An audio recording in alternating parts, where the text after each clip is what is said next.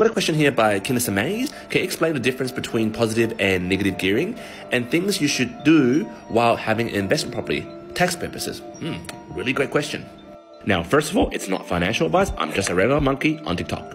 First of all, let me introduce you to the investor's fork road, which means there's two roads they can take, which is positive gearing and negative gearing for their investment property. Now let's break down the simple definition of what is positive gearing and negative gearing. As you can see from this blurb here, positive gearing occurs when you receive more rental income from your tenants than you pay in your mortgage. To give you an example, for example, you have a $400,000 property and you're getting $500 weekly rent, but your mortgage repayment is only $410. So you're positively geared by $9 per week. As you can see from the maths here, 500 minus 410 per week is $90 per week. This means the advantage of positive gearing is increased income, which means, you get spare cash every week. There's less risk because right now you have a spare channel of cash flow. And if you were to, say, lose your job, well, there's some sort of income coming in.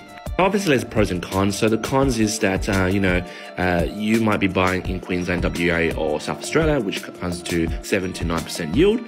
But the capital growth in that property is very small compared to Sydney. The property you might be choosing may be volatile because in case you're buying in a mining town that gets you like 50% yield, it's very dependent on a particular industry. And if that industry closes down, like the mining towns, then you're screwed. The last con that I'll cover more in detail later is that your taxable income increases, which means you pay more tax. So jumping onto the ATO website, the tax bracket is if you're earning over 180K, you're paying a shit ton of tax. So you'll be paying $51,000 for sure. Then on top of that, anything above 180, you're paying 45 cents in a dollar, which means nearly half your income goes to tax man. So back to this fork road table to make this simple for you guys. Positive is that it has weaker cash flow, it pays your mortgage with a bit of surplus. However, the cons is if you're on a high income tax bracket, you're paying more tax. However, since I studied English Advanced in high school, according to Robert Frost, there is a road not taken. Well, I often take it. Negative gearing, which is the other part of the fork road. So what is negative gearing? So negative gearing is the opposite of positive gearing. When you buy a rental property where the rental income is less than the mortgage that you're paying on the investment property.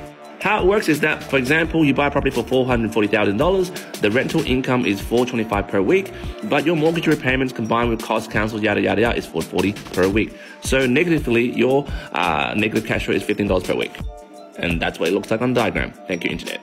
Now, the pros of negative gearing is that there's tax deductions, and I'll explain that more later, and capital growth, which means you're buying New South Wales. Low rental yield, but very high growth. So the pros are high capital growth. Sorry, Kinessa Mays, I ran out of time, so maybe take a screenshot of this and just read it yourself. Thank you for the question.